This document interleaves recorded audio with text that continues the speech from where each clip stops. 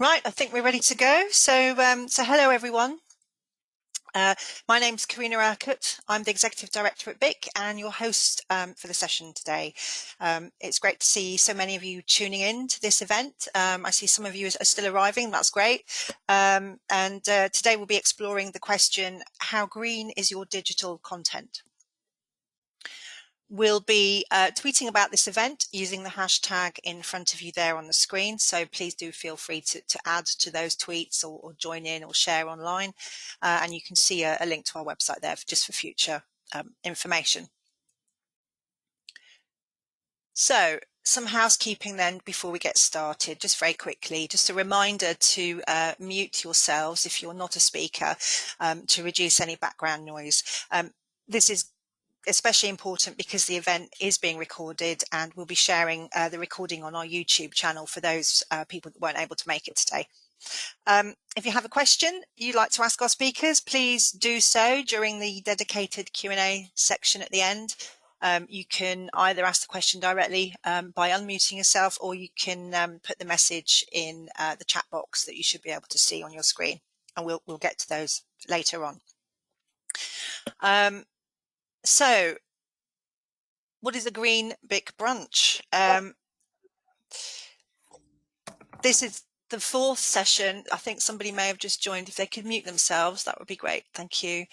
Green BIC Brunch is, well, this is the fourth in our series of Green BIC Brunches. We've created this series specifically to explore key areas of the book supply chain that impact on our planet's environmental health. Each session is dedicated to one key area of the supply chain, and the series as a whole is intended to join the book industry together in one place, exploring and inspiring change in response to environmental challenges, which is all part of BIC's Green Promise. You can find out more about our Green Promise on our website, and specifically in the Green Hub section of our website. More information about our forthcoming brunch webinars can be found on our website via the addresses shown on your screens there, and we'll be sharing the slides later on, so don't panic if you don't have time to write down the links there, so you'll be able to have access to them later on, and the same for any other links that you see throughout the presentations today. So here's the running order for today. We've got 3 speakers lined up for you. So Matthew Rowland-Jones, Sustainability Manager at Pearson, James Gray, CEO at Kortext, and Chris Preist, Professor of Sustainability and Computer Systems, Academic Head of Sustainability at University of Bristol. And then we'll have questions and answers at the end. So who are we? Some of you will know very well who we are because I recognise some of the names appearing. But for those of you who don't know, BIC is a UK-based not-for-profit members organisation at the heart of the book industry, creating standards, best practices and resources forming part of the DNA of your very supply chains. We're helping organisations become more efficient, save money, become less wasteful and ultimately greener. At the cornerstone of the book industry, we hold a unique position of trust, facilitating UK and international industry-wide collaboration to reach agreement on dependable standards and best practice in the supply chain. It's in the supply chain that significant changes can be made by the book industry to lower our carbon footprint and improve our green credentials. BIC being the long-established, dedicated supply chain organisation, in fact, we're 30 years old this year, we have the environment high on our strategic priorities for 2021 and beyond. We're committed to championing the green agenda and providing leadership to provide organisations with the tools and resources to help them make their supply chains greener and more sustainable. Take a look at our BIC Green Hub that I've mentioned earlier. This is a resource for the book industry where we will share information on how we can be greener, and we'll be showcasing what BIC is doing to help organisations achieve that goal. The link's on your screen now. So in addition to the Green Hub, we're establishing the BIC Green Supply Chain Committee for our members. And we are also one of the 3 founder partners of the International Green BIC Supply Chain Alliance, or Green BIC Alliance for short. The other 2 being BISG in the US and BookNet Canada. More information about the Alliance can be found via the link on screen at the moment. So today's session will ask the question, how green is your digital content? This series of green brunches has covered myriad topics across the full breadth of the physical supply chain. So we've looked at paper, laminates, shipping, glues, single-use plastics, the environmental impact of distribution and freight, waste reduction, printing technologies, inks, foils, etc. The list goes on. However, a key area as yet unexplored by our series, until today, of course, is the environmental impact of the digital content supply chain. And this is where our expert speakers come in. So on that note, I would like to hand over to Matthew Rowland-Jones, Sustainability Manager at Pearson. I'd like him to come to the virtual stage. And Matthew is going to talk to us today about how Pearson's transition to a fully digital content list has led to the need to understand the full impact of the role digital products play in their carbon reduction commitment, their 2030 sustainable business plan, and how DIMPAC's tools can help, and what the next steps are. So I will hand over to you now, Matthew. So thanks, Karina, and thanks and welcome. Good afternoon to all of you joining. I'm guessing, given the audience is the book industry, most of you will know Pearson. We are traditionally a publisher of textbooks, but we are becoming more and more digital as time goes on, and the vision for the business is to become more and more digital as we go forward. Karina mentioned our 2030 Sustainable Business Plan, which is on the next slide. And really that's 3 parts to that are around the equity that we can bring in terms of learning to the world, how we can train people and upskill people with the sustainability skills they need going forward. And the piece I was going to talk in more detail a bit, which is on the next slide, is around our leading responsibility commitments. So under that banner, we are making a number of environmental and human rights commitments to work with our supply chain and our value chain to reduce our impact on the world. The key one of those, and the most relevant for today's discussion, is a commitment to be net carbon zero by 2030. So if we move on to the next slide to give you some bit of context as to what that means for Pearson. Pearson as a business has been carbon neutral for a number of years now. It's a commitment we made as part of our 2020 sustainability strategy. And what we mean by that is that we buy renewable energy and we buy offsets for our scope 1 emissions and the business travel within the business, what our employees and our teams undertake. You're probably asking, so what's the difference between carbon neutral and net zero?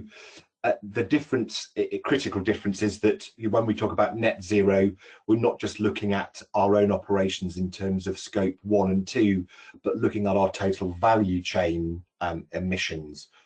So if we move on to the next slide, just as a refresher for those that know what we mean by scope 1, 2 and 3, or introduction to those concepts and those terms for those of you who aren't in the world of sustainability. Scope 1 emissions are basically emissions that come from the burning of fossil fuel within your business. So whether that's gas to heat your offices or your warehouses, as well as the diesel and petrol you burn in company cars and forklift trucks on site. Scope 2 is the electricity you buy to light, heat, power your computers. And then scope 3 is the really interesting one, and the one that lots of organisations haven't really looked at in a huge amount of detail, and that's really looking both up your value chain and downstream in terms of all the products and services you buy, but also how your products and services are used within the further processing or downstream by your customers. So if we move on to the next slide, this summarises Pearson's carbon footprint. And as you can see, this is our 2018 baseline. And actually, when you look at the direct impact of our business in terms of the buildings, the vehicles that we run, and the electricity that we use, it's a really small part. It's about 5%, if that, of our total emissions. And actually, where the rest of those emissions is in the value chain. And as you can see from this graphic, a big chunk, it's about a third or thereabouts. Sorry, can we just go back a slide? Is in the books, printing and distribution of books. It's the single biggest category of emissions that we have. So we know that as we become a more digital business, those emissions will reduce.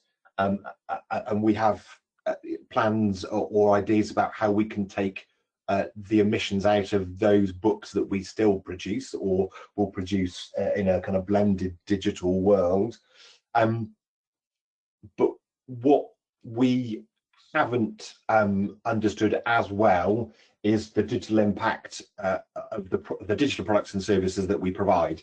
You know, we know from the numbers that you can see there is about 15,000 tons of carbon in the data centers that host that content, and we've made some estimations around the energy use and therefore the carbon impact of the use of laptops and tablets in the use phase. So as students read ebooks or take exams and tests, we've made some assumptions around the use of electricity in their devices. So we can say that if we add those up, we get out 25,000 tons of carbon, which is about 10%, a tenth of the carbon that's associated with books and distributing those books.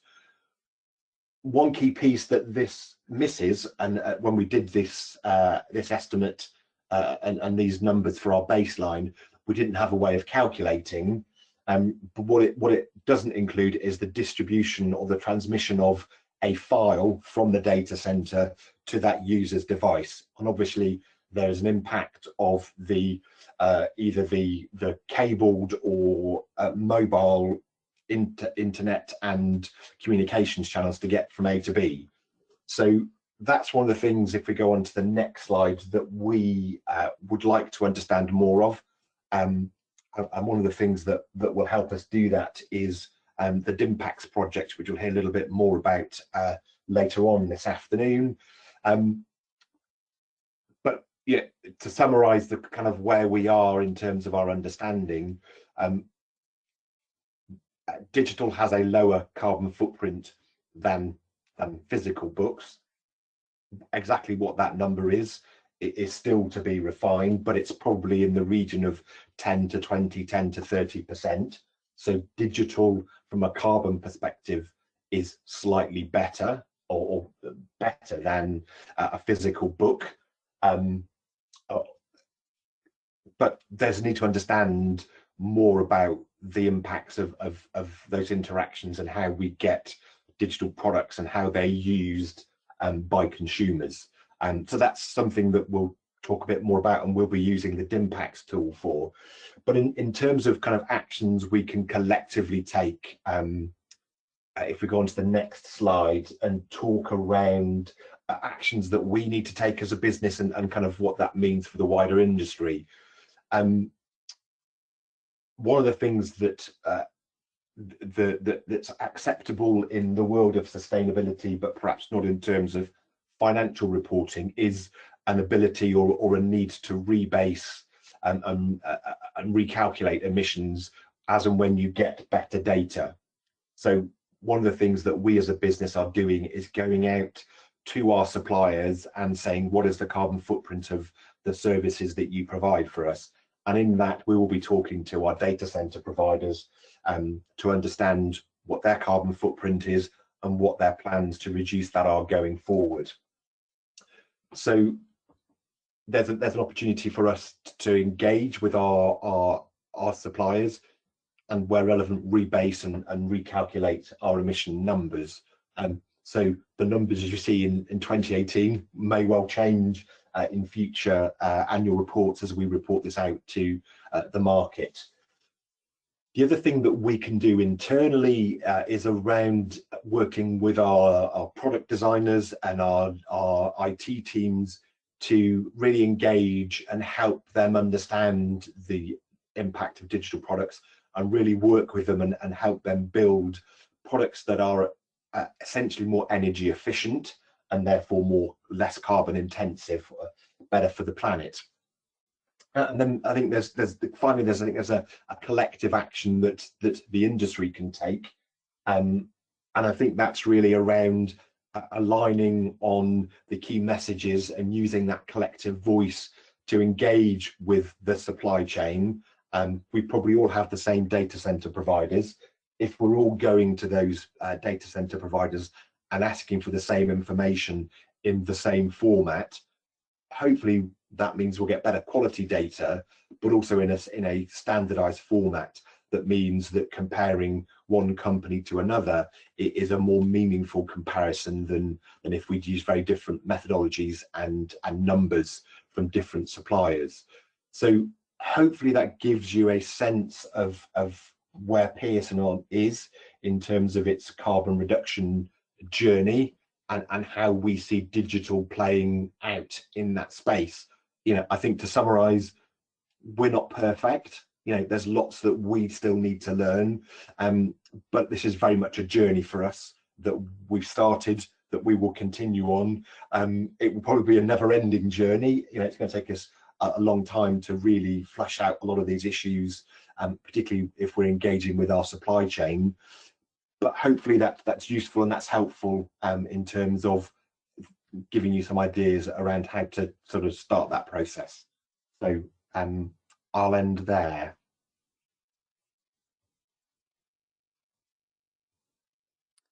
That's great. Thank you for that. Yes, it's interesting, the distinction between carbon neutral and carbon net zero. Could you just go over that again? Yes. Let me try and simplify, because it's a bit of semantics. So carbon neutrality is quite an old-fashioned term, right? That mean, and within carbon neutrality, you can define what you are carbon neutral over. So historically, Pearson has been carbon neutral over its own operations, so its buildings, its fleet, and its business travel. Right. Whereas net zero, you have to be net carbon so either you need to reduce or offset your total value chain emissions, so including right. scope 3. Okay. So the key difference is net zero is everything in scope 3. Carbon neutral is a slightly more narrow definition, or it has been used in a more narrow definition historically. Yeah. Okay. Yeah. That makes sense. And I guess it's like you say, it's thinking about the supply chain, thinking about your value chain further along, not simply your own assets, I guess, whether they're buildings, products, whatever. Yes. Yeah. Okay. And to your point as well, engaging with suppliers, product designers, IT teams, etc.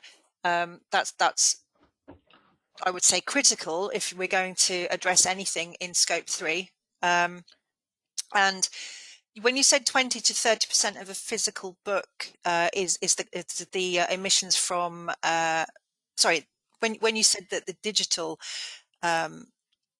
content emissions is 20 to 30% of a physical book, were you including in that figure delivery to consumer and use by the consumer? or does We that? were we were including the use by consumer, but not the transmission of the data from us to To them. them? Okay, so it could be worse then. It could be a higher percentage than. So yeah, we know that about 10% is the data centers and the in-use phase. We don't yet know what the transmission impacts are. So our estimate, well, we know that 10% is data centers and use, adding a little bit in the unknown bit around the transmission. It's somewhere, for the whole piece, it's somewhere between 10 and, I'd say 10 and 20%. Okay, great. Thank you. So that's interesting to hear the story from a publisher who's transitioning from printed book to digital content. I think it would be really interesting now if I hand over to our next speaker to hear from an organisation that has been, as far as I'm aware, 100% digital from the very start. So I would like to invite James Gray. James is CEO at Kortext, and he's going to talk today about the perspective as of an organisation that's always been fully digital, about the impact of data centres on climate change, what is being done to improve the situation, with particular focus on Microsoft's climate pledge. And we'll also learn about innovations from smaller regional data centre firms and some takeaways and actions for our industry. So over to you, James. Thank you very much, Karina. Thank you. And afternoon, everybody. I'm going to really sort of just build a little bit on what Matthew had outlined. And again, in a very similar position, this is a bit of a journey for us. And you know, as with all things, when you start learning, the more you sort of scrape back the surface, the more you realize what you don't know. So if you look at the next slide, I mean, for us as a business, we are, as Karina said, 100% digital. We're supplying digital learning materials into about 150 UK universities and hundreds more overseas, used in about 80 countries around the world. And as I'm sure you all will appreciate, this last year, I've seen a massive uptick. You know, it's got a 245% increase in active users on our systems just since the beginning of this year, to have a fair 108 million pages viewed, 1.5 million hours of study time. So, you know, some pretty big incremental improvements. And we originally thought we were doing a great job in terms of sustainability. And if you look at the next slide, back in 2018-19, we launched a commitment that for every ebook purchased, we would effectively fund the planting of a tree. And the genesis of this was really around, to Matthew's point, a sort of pledge for us to be net carbon neutral in terms of our own sort of scope 1, 2 output. And it really wasn't until we started to sort of think a little bit deeper that we really began to appreciate that carbon footprint in terms of the impact across users using devices and consuming the content that we were serving. And then really importantly, the impact in terms of our utilization of data centers. So if you move into the next slide. But before we get there, in terms of the data centers, what we did begin to realize is actually being 100% digital, the software component of what we do was going to be ever more important. And actually we have begun to really think about the efficiency of software and the data consumption that software can drive.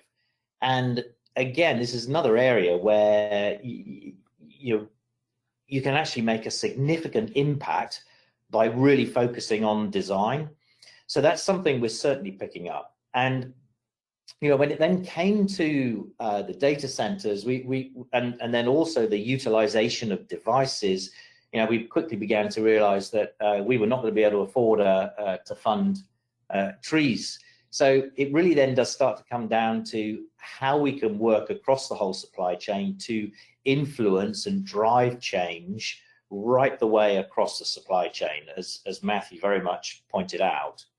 So if you move on, the challenge with data centers is really trying to get behind the numbers and understand your own impact in terms of the scale of some of these data centers and these cloud hosting service providers.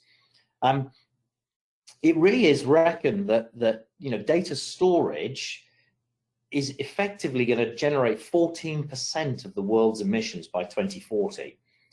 And that number really stuck out for us, and we sort of began to think about what that would mean. And we'd used a number of different server suppliers, and we hadn't really coalesced around a sort of a real clear strategy in terms of data centers. Next slide. And from that energy consumption, 40% of that comes from cooling.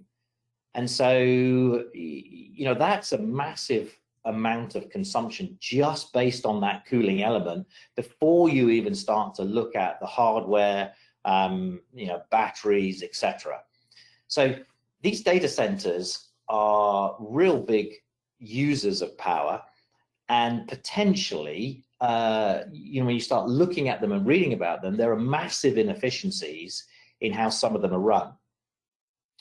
Having a look around, we ended up, if you move on, we chose then to partner with Microsoft. And one of the key reasons for that was their global footprint, but actually their environmental commitments. So moving towards the use of 100% renewable energy by 2025, water positive by 2030, zero waste certification by 2030, and then net zero deforestation. And given our commitment to planting trees, that net zero deforestation was quite important to us. If you move on, the really interesting thing is just the scale of these businesses. It is breathtaking. I've actually been fortunate enough to be taken around one of Microsoft's data centers. But this one here in Washington State, Columbia, Washington State, it's spread over 300 acres. Now, 100% of its power consumption comes from hydropower. And so, this data center is one of the leading ones in terms of net neutrality. But it sits there as its backup supply with 140 generators, each of those capable of powering 3,000 homes. Now, this is one data center. Microsoft have 100 of these worldwide. And you then look at the other large-scale providers, particularly AWS and Google. I mean, this is a massive global footprint. So how these companies think about their own commitments and pledges to the environment is just, it is hugely impactful. Moving on. So in terms of Microsoft, I mean, that data center in Colombia, that's a $600 million investment in itself, and the total power used by these data centers is reckoned to be about 416 terawatts, 3% of the total global electricity, which is over 40% of the power consumed in the UK.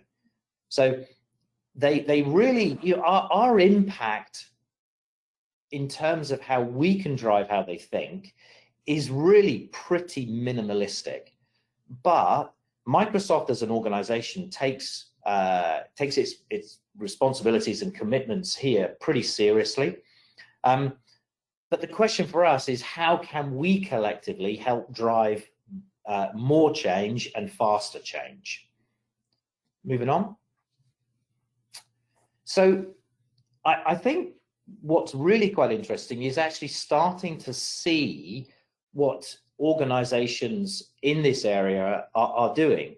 So one of the fascinating things that Microsoft are doing is actually looking and experimenting with data centers underwater, and utilizing that from a cooling perspective, and then understanding the impact of that in terms of the immediate environment where that data center might be situated undersea.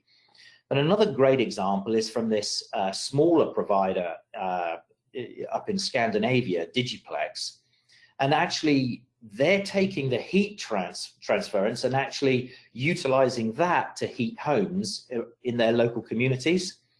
So there's a lot of things these data centers can do, but the question then really comes down to how can we influence that?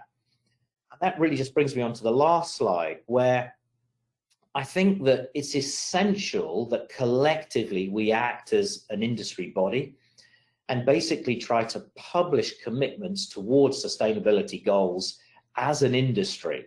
Because to the point that Matthew made, and as you'll hear in a bit as well, the upstream and downstream impact that we have is way bigger than our own individual footprint.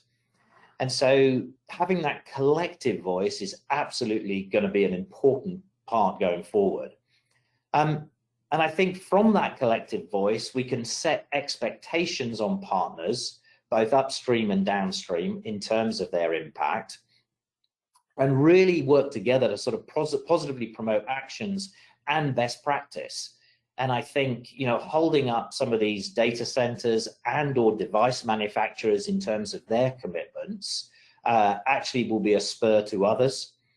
And then finally, as a sector, how can we best engage with policymakers, reinforce our sustainability goals and progress we're making to achieving them, and have a much broader impact. And next, and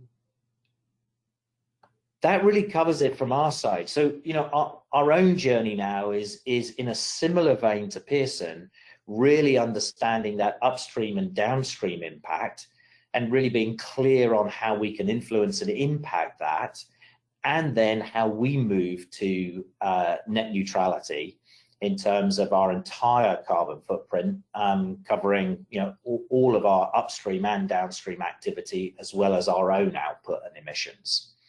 And that is something we're working on as we speak, with a view to sort of publishing a set of commitments come the end of this year. So thank you. Great. Yeah, fascinating, James. I thought it was interesting that the journey from planting a tree for every ebook purchased through to actually thinking, well, hang on a minute, this is just part of the story. We need to be looking at everything in terms of the value chain, upstream, downstream, etc. Looking at all the items that come under Scope 3, looking at the impact of users using devices and consuming content and data. Thought really interesting the sort of the innovative approaches to some of the data centers. So the using the heat to heat homes is very interesting. I'd be quite keen to learn a bit more about that myself. And also the underwater data center. Do you know if there's any? I'm assuming there has been, but do you know if there's any consideration being given to how that would impact the ocean life, aquatic life? Yeah, great question, Karina. I think that it is crystal clear that there is localized heating of water, and that absolutely does have an impact. So, Microsoft are in the stages of evaluating that. They're also working on a number of other interesting things, just the power consumption in these centers around data storage and the sheer volume of data that's being generated from this sort of age of the Internet of Things. Yeah. And they've been working on a research project, actually, funnily enough, with Southampton University, looking at storing data on glass. And so, you know, there's a lot of innovation now happening, and part of that is just simply the scale and size of what's going on, and this mass transference to these large cloud hosting platforms.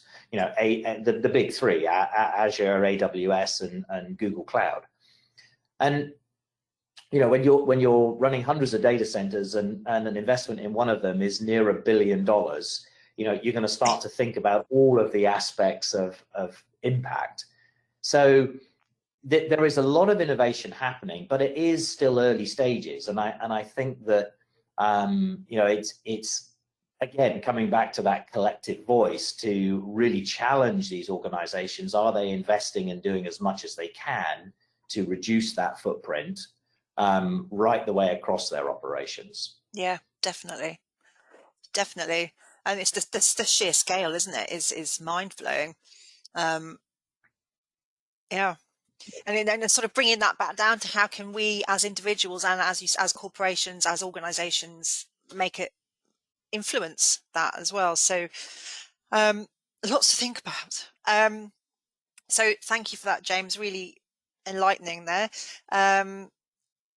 And finally, we come on to Chris Preist. So let's just bring his slide up. So Chris is Professor of Sustainability and Computer Systems, Academic Head of Sustainability at University of Bristol. Chris's team works closely with industry through the DIMPACT consortium that some of you may already be familiar with. He's going to tell us a bit more about that, to quantify the specific impacts of individual services and organisations. In this session, he's going to briefly share the wider context of environmental impacts of digital systems, present the technology behind the DIMPACT consortium, and then discuss how digital publishing companies can respond to net zero. So over to you, Chris. Hello, yes, thank you. Thank you very much. Very good to follow on from what both Matthew and James have been speaking about. It's very much, I think, we're very much in alignment with each other in terms of our thinking. One thing I wanted to say just in response to what James was saying, just a small story, absolutely, data center cooling is really important. And I don't know about putting containers under the sea, that's definitely very innovative. Where on a smaller scale, the Bristol City Council data center is cooled by the kind of small river moat which runs just outside it, which the children paddle in the summer. And that's something that they put in place maybe 3 or 4 years ago, and it's been quite effective at reducing their cooling bills and keeps the children slightly warmer when they paddle as well. So next slide, please. So I want to say, just look at the big picture first of all. First of all, I wanted to talk about the direct environmental impacts of ICT. So there's really kind of 3 aspects to the direct environmental impacts of digital technology. The first is the manufacturing of digital technology, and that is, I've here the picture of those. There's some examples of some of the rare earth metals which are used in the manufacturing of digital technology. And so that's the first thing I wanted to say. The second is the energy use, and here is a picture of a chip hot with activity. And you could think of, from an energy point of view, what computers do is they turn electricity into heat very effectively and produce a bit of computational information as a small byproduct of that. And then finally, the third aspect of the impacts of ICT is the disposal. And this photo is of illegal disposal taking place, or internationally illegal, I should say, not necessarily locally illegal, internationally illegal disposal of digital equipment taking place in one of the African countries, where it's very effectively it's a health and environmental hazard for the people there. So those are the 3 aspects one needs to think about when one's thinking about the impacts of ICT. Next slide, please. So I'm going to concentrate mainly on energy, which is what we've been talking about today, but that is not to say that the other 2 aspects are not equally important. In fact, in many ways, they're more important. So this is a picture of the digital infrastructure, which, as we've heard from both Matthew and James, is a complex system. The internet is a complex system around the world, ranging from the data centers, which James has spoken in detail about, from the cloud providers and from content providers, etc., through the networks, and we have both the kind of big parts of the network which are responsible, if you like, the backbone of the network, which are responsible for pumping large amounts of data between countries. And then we have the more local networks, what's called the edge network, which is what you find around the cities, etc. And then we have the access networks, and the access networks are a combination of the mobile phone towers that we connect with, and also on a smaller scale, the various routers and Wi-Fi's we have sitting around our homes and offices. And that's the big picture. And then finally, we get to our own devices, whether it's a laptop, an old-fashioned desktop, or nowadays a smart television, or again, as James and Matthew were speaking about, an Internet of Things device like a wired refrigerator. And so that whole system makes up the digital infrastructure. And it's spread around the world, difficult to understand. Next slide, please. And this is the big picture. There's been a number of studies looking at what are the estimates of the greenhouse gas emissions from this, and the direct emissions from the manufacture and use of digital technologies is estimated at about 1.8 to 2.8% of global GHG emissions. There is evidence, so a recent publication by Freitag et al. I don't know how many of you have seen How Bad Are Bananas, the book by Mike Berners-Lee, and this is by his team. Freitag is one of his key, Charlotte Freitag is one of his key kind of technical team members who focuses on ICT. And their work identified that when we include all the full scope 3 emissions, which includes absolutely everything, including delivery drivers, including the manufacturing of their R&D facilities, etc., then the overall is from 2.1 to 3.9% of global emissions, which means it is comparable to aviation in terms of the size of emissions. So it's as big as aviation. That's an important point. Next slide, please. However, it's different from aviation in an interesting way. Over 50% of the global population in the world access the internet. Most of those, over 50% nowadays, the figures suggest over 50% of people actually use social media. So this is going up all the time. Even more have access to the mobile phone network, 2G, 3G, etc. So as a result, even though the overall impact of digital technology is big, the impact of each individual one of us using it is quite small. So it's not the same as aviation. In aviation, a small number of us use a lot, and many of us around the world use nothing. In the terms of ICT emissions, a large number of people use a little bit. So the key thing here is it's not about behavior change. Our individual behavior makes very little difference to our climate footprint. We need to think about how we travel, what we eat, and how we heat our homes, rather than feeling eco-guilt about our digital online behavior. And also the other thing to say about that is much of the footprint is about making and keeping the system available, not short-term use. So a lot of the energy is to keep us able to access the internet, as opposed to us actually accessing and transferring data over the internet. So next slide, please. Okay, so what do we think about the future? So the IEA have, and this is different from some of the studies that James has quoted, IEA has argued that data centers and transmission networks have actually stabilized. But I will say there are some caveats on that. It excludes ASICs, which is specialist printed circuit boards, specialist integrated circuits. For example, Bitcoin, so it excludes Bitcoin. Bitcoin is definitely increasing emissions. 5G also, 5G technology might well change this. 5G uses more energy, but is easier to control. Also, the increased coverage and demand from the global south may well change this picture. And also home networking equipment appears to be going up. We appear to be installing more networking equipment in our homes so that every single room in our house and all the smart devices in it can access. Next slide, please.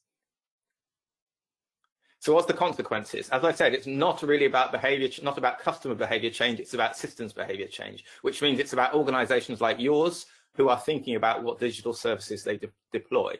Small differences in software and hardware can have significant impact globally. So small changes in your algorithms, in your user interface, can affect the amount of energy it's using across the systems. So that means we need to think about not only about our data centers, which are very important, but also across the whole system, how we how the software that we develop affects the whole system, not only in the data center. Next slide, please. So design for environment of digital services is what I believe is important. This is already done for physical things. Design for environment, for example, my Apple laptop in front of me that I'm speaking to you from goes through a design for environment process where environmental factors are considered in terms of the way they think about what trade-offs they're making. And this needs to happen with software as well as hardware. We need to think about how is the decisions we are making about software development impacting the energy that's used by it over the whole system. Next slide, please. And this is why, so what we need to do is effectively we need to quantify the impact of any software service, whether it's Pearson's kind of online examinations, etc. We need to quantify the impact of it. And Pearson's done a really good example of their overall impact. But if you're going to do design for environment, you need to know for a particular service, what is the impact of that service through its whole system, from the data centers through to the end users, and then assess the consequences of different designs, different delivery architectures, and the way that people behave, and incorporate this into decision making when you do. And that allows you to identify where are the most impactful parts and identify those hotspots to think about how you can improve it. Next slide, please. So we have what's called the Simpact tool, which underlies our modeling. And this is basically, it allows you to model from an end-to-end perspective a digital service, and allows you to identify where those hotspots are. Is it in the network? Is it in the end user? Is it in your data center? And also, if you change the design of the service, how will that affect where the energy is used? And also, how is customer behavior changing over time? If your customers use it in a different way, if we think that they'll be using it in a different way in 10 years, then what's the effect of that? We need to take that into account in our design. So next slide, please. So I don't want to go into the detail about our modeling techniques, but we use statistical models, what's called Monte Carlo modeling, which is effectively a statistical simulation across the system to take into account the fact that people use the system in different ways, that people may be using different technologies at the end. And we link that in with data sets, online sources of data, such as Energy Star database for energy use by devices. And optionally, we could incorporate it with actual user behaviors. So when we first did this work, it was actually with the Guardian newspaper. And we incorporated it with their user analytics system, which allowed us to see what was going on with their customers. And we could estimate at any given time, based on the customer's behavior, how long they were looking at a web page, whether they were viewing a video, etc., how much energy and therefore how much emissions was being used by the Guardian across its whole delivery value chain at that given time. And that also allows us to do what-if analyses, thinking about what happens in the future. If you could have more customers, or if you encourage as the Guardian did, if you encourage your customers to move away from, say, laptops onto mobile devices, how will that impact your footprint? So next slide, please. So what about digital publishing? So the Simpact tool, you've heard the phrase DIMPACT. The Simpact tool is the academic kind of Rolls-Royce version of the DIMPACT tool. It's the academic Rolls-Royce version, which allows us to experiment with a lot of detail. What we do then is we create specific models for particular sectors.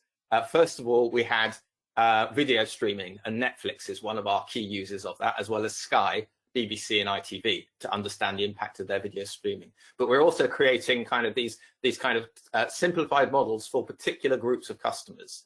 And digital publishing is one of them. And so we support Pearson, as Matthew said. We support Pearson by helping them understand their overall end-to-end footprint using this tool. And one of the key things about this, and it's again, as James said, it's about us working collaboratively across the whole of the sector. And what this allows us to do is make sure that the same assumptions are made by everyone when they're working out their carbon footprint. And as Matthew pointed out, those assumptions might change over time. But what we can do by working together as a sector is to make sure that when those assumptions change, they're grounded in academic reality, and also they are rolled out across the whole sector at the same time, so that you're comparing like for like when different organizations present their information. So in terms of for digital publishing, hotspots, as Matthew said earlier on, are most likely to be customer equipment and the provided data centers. If you're not streaming video, then the emissions in the network will be something, but they're not going to be the dominant part. So I would expect Matthew's figures will increase a bit based on the emissions from the network, but they're not going to be, if we look at Netflix, in the case of Netflix, it's almost all network dominated. But for someone like Pearson, most of the emissions are going to be customer equipment, provided data centers. So how efficient is your software? Again, James touched on this, in your data centers and in your client machines. It's not only about making the data centers greener, but it's also making sure your software runs efficiently on those to minimize the amount of energy any given piece of software uses. And on your client machines, if people are using client on the client machines, if they are using downloaded software, is it running efficiently there, or is it wasting compute cycles and producing unnecessary heat in that area? From a design perspective, user interaction for you guys, so for Netflix, it's mostly about compression algorithms. For you guys, it's going to be mostly about user interaction. User interaction is most likely to be the most significant factor in terms of what generates emissions in your customers. Can people do things? Can they do what they need with as few clicks as possible? Do you get digital waste where effectively you are people are kind of mistakenly making mistakes in the system because they're producing ill-formed queries which result in unnecessary information being transferred to them? In terms of websites, that's the equivalent of a page bounce. You end up on the wrong web page and you bounce straight off it. What's the equivalent for you?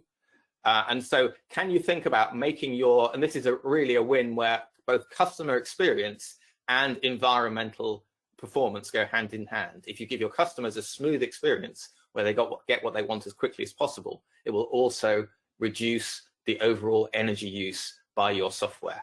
And significantly, when we look at it overall, it can be significant. So if I take as an example, we looked at YouTube, we looked at the fact that many customers of YouTube stream video when they're only listening to the audio for free music channels. And we worked out that the amount of energy wasted in the network by that streaming of video is equivalent to the amount of emissions that will be produced if Bristol Airport goes ahead with its expansion annually. So it's very significant. These things add up globally. Small amounts between all of us add up to a lot globally. Next slide, please. So finally, as I said, DIMPACT is a tool which provides things cut down version, a simplified version without all the uncertainty modeling that we use in our models, but provide you with a kind of effectively a cut down version where data and assumptions about system boundaries, etc., are shared between partners in industry. The data, each individual's data is kept secret, but secondary data is shared.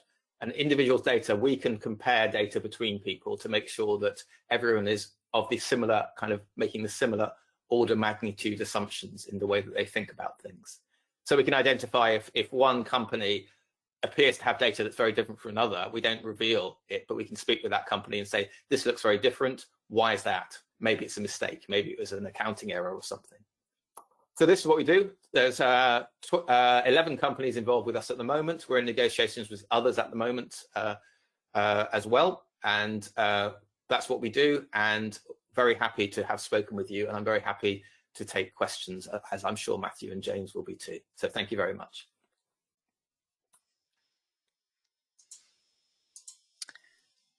That's great. great. That's me and my team members.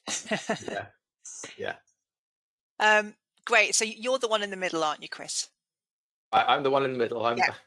Yeah. Excellent. Excellent. I should have put photos on, shouldn't I, for everyone to be able to see who we all are. So, well, thank you for that. Where to start? It's the use of rare earth materials in devices. I'm not sure I was aware of it, but I'm not sure if others are. That's,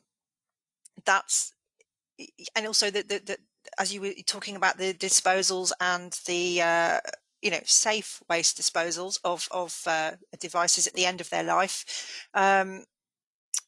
Just the sheer complexity of the digital infrastructure is yeah. I mean, where do you start? It's huge.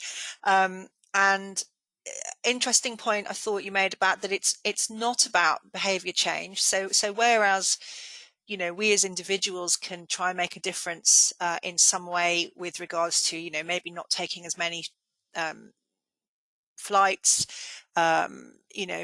traveling less frequently, using different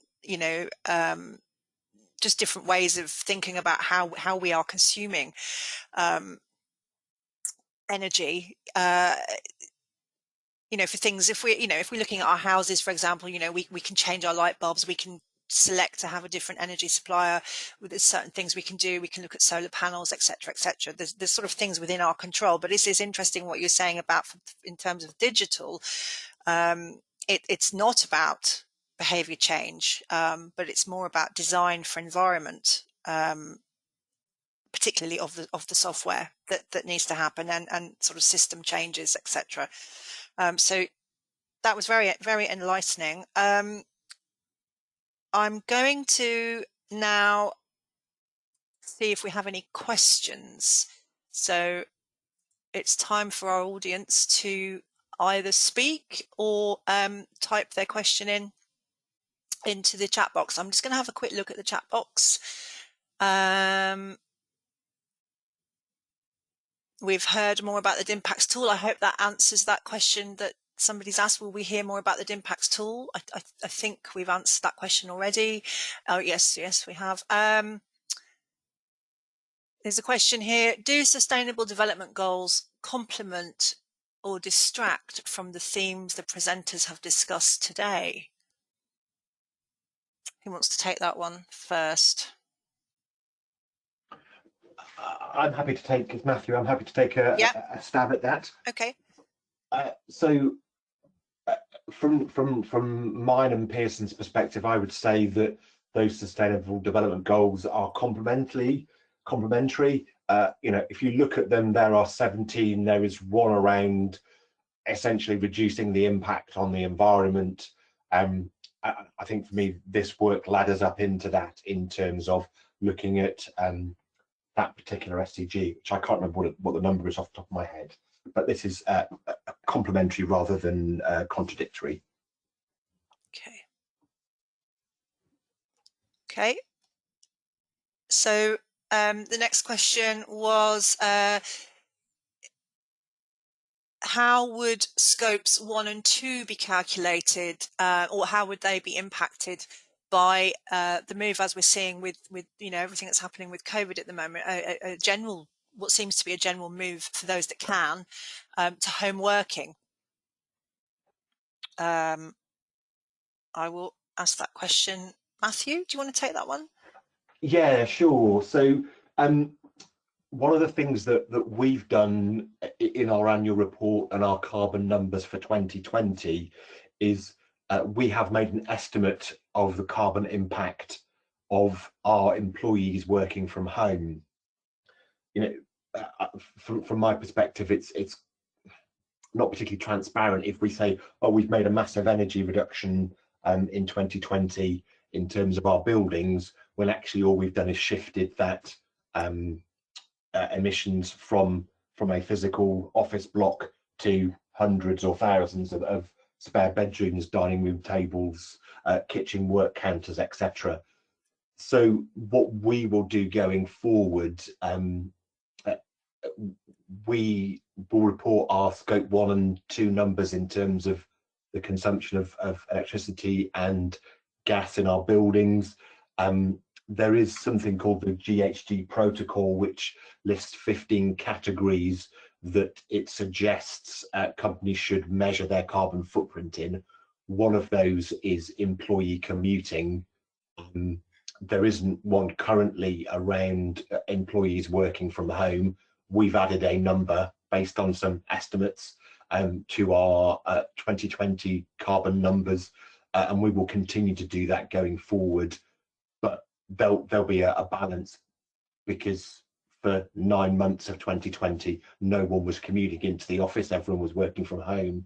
So we need to think about how we capture the mix of office and working from home going forward. So we need to think about how we ask people, or how we use building access data to say that the average employee works 2 days from home, 3 days in the office, or whatever it might be. Yeah. Okay, and there's another question for you, I'm afraid. How are Pearson addressing the user interaction impact on their scope 3 emissions?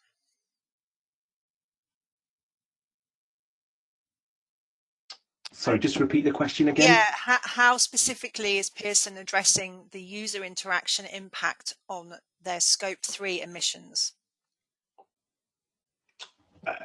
So I think there are sort of two parts of that.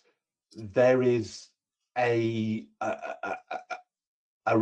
need, a requirement, onus on us as a business to build products and services that are low energy consumption, so that the consumer doesn't use or we minimize the amount of electricity where we can, or the impacts of our products in use phase. There's an argument that we could, the way a user engages in that content, whether it be on a laptop, a tablet, or a phone, whether that's over a Wi-Fi signal or a fixed, a cable network, will impact the carbon footprint. I'm not sure we as a business have the right to tell people that they should access his content on a laptop rather than a desktop, because that's more energy efficient. And when you think a lot of our products and services, or some of those products and services, are designed to help people progress their careers, and we have products and services that are designed for junior members of staff to upskill, to get higher paid and more managerial jobs. A lot of those people do that on a mobile device, over a telecommunications network rather than a fixed cable system. There's a balance there between energy impact versus the social impact of somebody getting a better paid job, of being able to pay for their kids to go to university. So I don't think that's something that we will get into, but I think there's definitely something we can do in terms of engaging with our product designers and our software writers to make those products and services as efficient as we can make them from our side. Yeah. And then the last question, we are over time, so hopefully our speakers have time to answer. And if you're on the session as an attendee, please do stay on if you can. I promise we'll be as quick as we can. Just one last question, terminology question. E-waste is a term for ICT hardware. Is that right? And is there another term for software waste or impact? Or is it just usually generally called ICT emissions across large organisations? Could I answer that? I'll pop in. Go for it. Yeah. So there is a term, and it's becoming more widely used. And actually, one of the reasons I say that is because actually we were the first people. We published a paper on it in 2010, and the word is digital waste. And digital waste is effectively when a digital service is used in such a way that it doesn't provide the end user with what they want. It provides something that in some ways waste. So one example of digital waste that I gave earlier on is the sending of the image when you're only using audio, sending of a video when you're only using audio. That's an example of digital waste. Another example of digital waste is if you arrive at a website that you don't want. So those are examples of digital waste. And if you design to avoid digital waste, it improves things. Another example of digital waste, which James kind of alluded to, is when photos are stored on the cloud and they are photos that the person has no interest in anymore. So all these are different kinds of digital waste. And so that will be the term. The term is digital waste. Sometimes people use the phrase digi-waste. And can you remind me the second part of the question? E-waste is a term for, is there a term for software waste? Yeah, so that's it would be digital waste is the phrase. Okay. I would say that is different from efficiency. So you can also have software which is inefficient. There's software which is wasteful, which doesn't provide you with what you want, and there's software which is inefficient, which provides you with what you want but provides it inefficiently. And so if you don't compress a video stream, for example, that's inefficient but not waste. Okay, and then in terms of the actual hardware, how would you describe that waste? That is e-waste, as the person said. Definitely e-waste. That's called e-waste. Yeah. Okay. E-waste. Yeah. Okay. Brilliant. Thank you. Well, we are definitely out of time. I'm afraid now. I wish I'd set this as a much longer session. Maybe we need to make our brunches longer. So just to wrap up quickly then. So we've heard, I mean, so many things today. We've heard about the sheer scale of data centers, their massive global footprint. We need to think about, how can we as an industry drive more change and faster change? How can we act collectively? And we mentioned talking about, we mentioned publishing commitments as an industry and as organizations ourselves. I think this is something that the International Green BIC Supply Chain Alliance can help with. That's certainly why it was set up. And going to our partners and setting expectations with them and having those conversations with them. And if we're all doing that, or if we're, collectively trying to do that, hopefully we will be able to have influence and make a difference. The sheer complexity and of the digital infrastructure as well is fascinating, if not a little bit daunting personally. And then looking at how it's not about behavior change. This has really stuck with me. It's not about behavior change. It's about system change.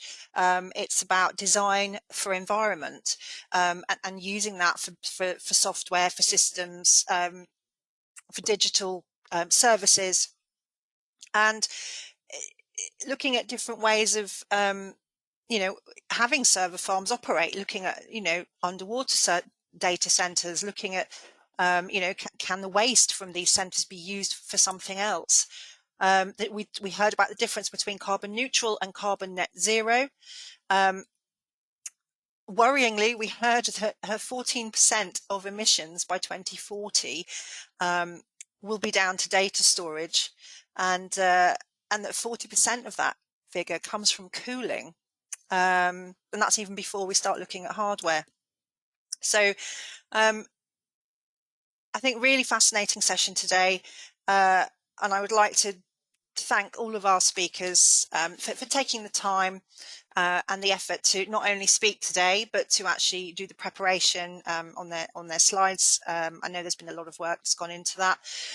We will make the slides available on our website shortly, possibly not this week, more likely to be next week. And we'll post a recording of this event onto our YouTube channel. We'll contact you all later on with the link to where that is, etc. So thank you to our speakers, and then finally thank you to our attendees for coming today. Please do stay in touch. You can find out more about BIC and the work we do via the BIC website. The link is there for you as well, and also have a look at the International Green BIC Alliance website as well, so you can see what we're up to there on a more sort of international platform as well. And yes, stay up to date, and stay up to date with us by signing up to a mailing list, which is on our website as well. And we hope to see you at another BIC event in the not too distant future. So take care until then. Thank you. Bye bye.